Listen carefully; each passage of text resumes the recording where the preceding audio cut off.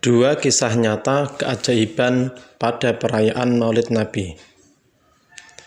Dua kisah berikut ini merupakan kisah nyata yang pernah disampaikan oleh Al-Habib Jailani Asy-Syatiri pada tanggal 26 Rabiul Awal tahun 1437 atau 7 Januari 2016 di Robat Tarim, Yaman, pukul 6.30 waktu setempat.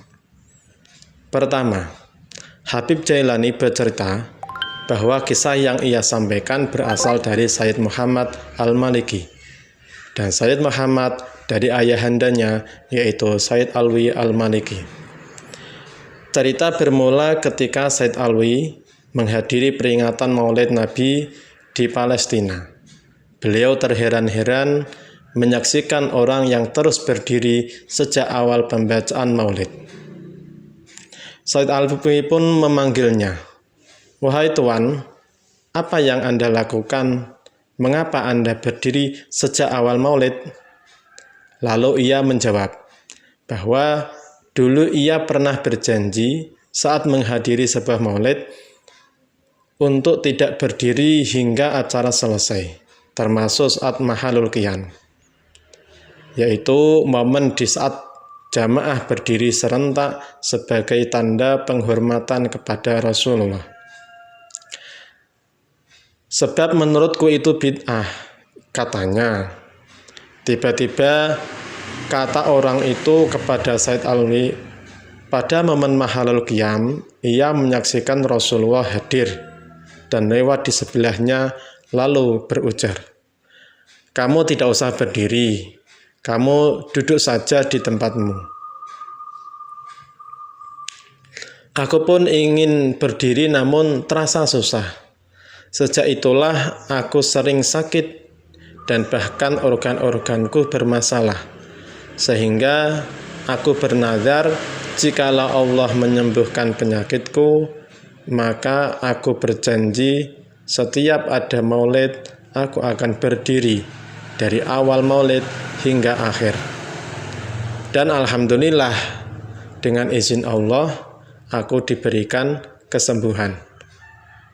Sayyid Alwi pun mempersilahkan orang tersebut melaksanakan nadarnya, yaitu berdiri selama Maulid Nabi dilaksanakan.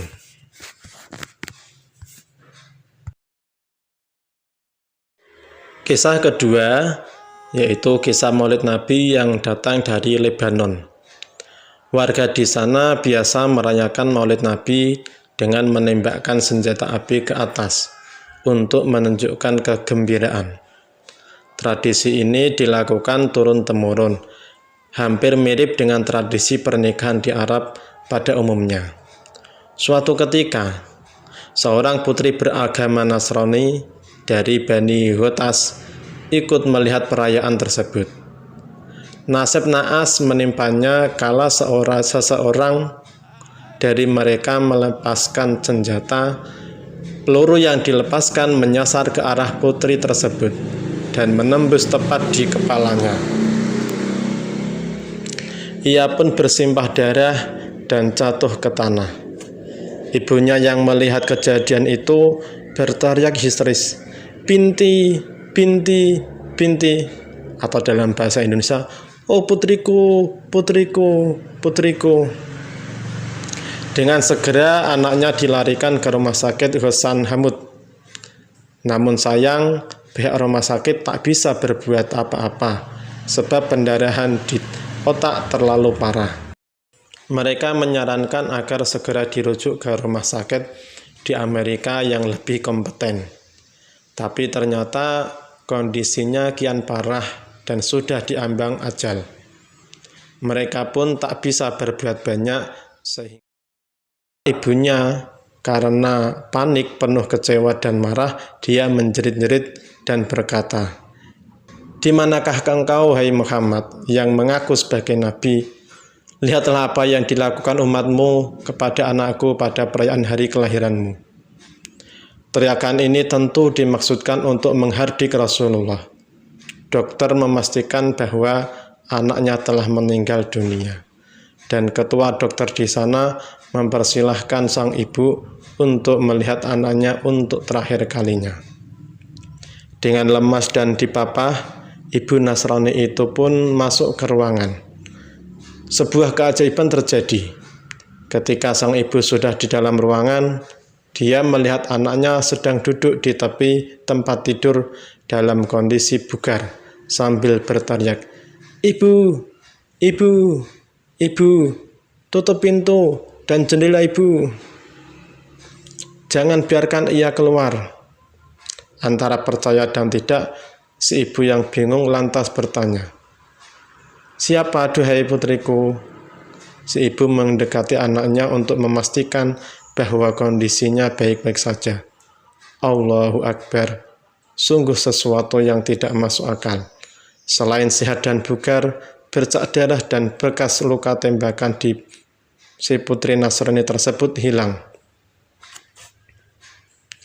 "Putriku, apa yang terjadi?" Putrinya menjawab sambil tersenyum kegirangan, "Ibu, dia datang mengelus kepalaku sambil tersenyum." "Siapa dia, sayang?" Muhammad, ibu," jawab anak itu. "Aku bersaksi, duhai ibu, bahwa tiada Tuhan selain Allah dan Nabi Muhammad adalah utusan Allah."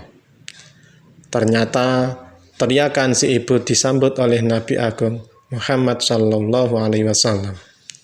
Beliau hadir dengan kelembutan dan memberikan cahaya penerang bagi kegelapan. Syahadat ini lalu diikuti para dokter yang menyaksikan peristiwa tersebut dan orang-orang di desa tempat putri tersebut tinggal. Wallahu a'lam bishawab.